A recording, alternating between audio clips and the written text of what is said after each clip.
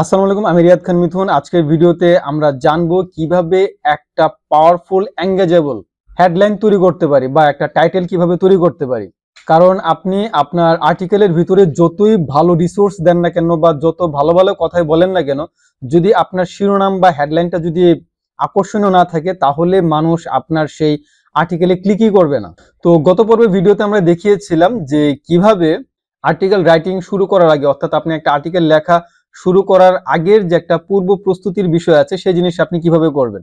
তো ভিডিওটি দেখা না হয়ে থাকলে এই ভিডিওটি দেখার পর সেই ভিডিওটি একটু দেখে নেবেন, সেটা আপনার অবশ্যই প্রয়োজনে লাগবে।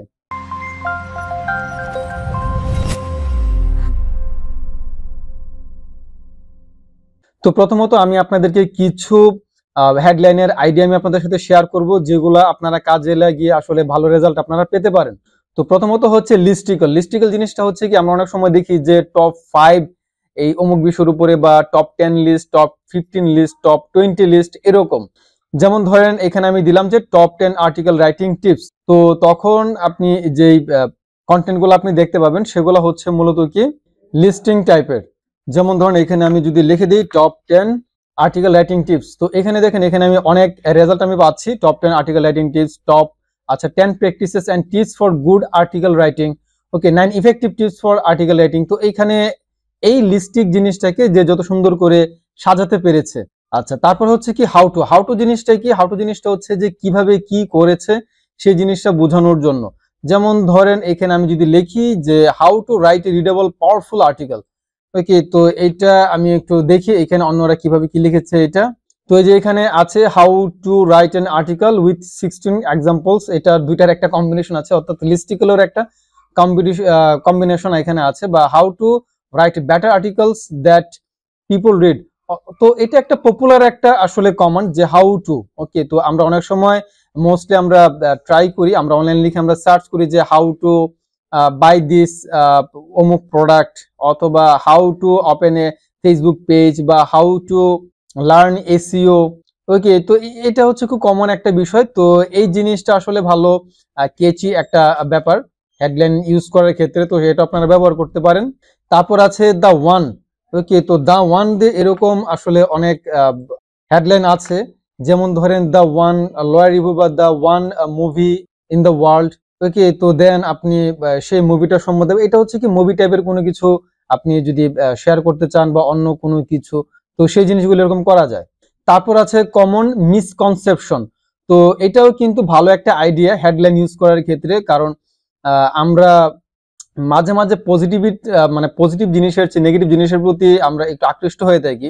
যেমন এখানে আমি দিচ্ছি common misconceptions of article writing, অথবা এরকম থাকে না অনেক সময় যে common misconceptions of digital marketing, okay. তো এরকম জিনিস লিখেও কিন্তু অনেকে সার্চ করে, বা এই টাইপের হেডলাইন আমরা যদি ইউজ করি তাহলেও সেটি কিন্তু মানুষের ভালো নজর কাড়ে।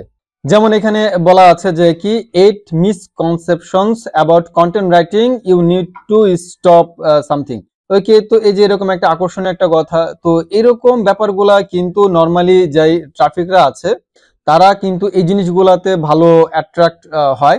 তো এটা আপনারা ব্যবহার করতে পারেন। দেন হচ্ছে কি দ্য শকিং ট্রুথ অ্যাবাউট। তো এটা এমন একটা ব্যাপার যে ধরেন এটা পজিটিভ হতে পারে, নেগেটিভ হতে পারে, মানে এমন একটা জিনিস যেটা কিনা আসলে অনেকের জানা নাই, যেটা আসলে খুবই অন্যরকম চমৎকার একটা বিষয় হতে পারে। তো এখানে এক্সাম্পল স্বরূপ এখানে যেমন আমি দিলাম যে the shocking truth about article writing career.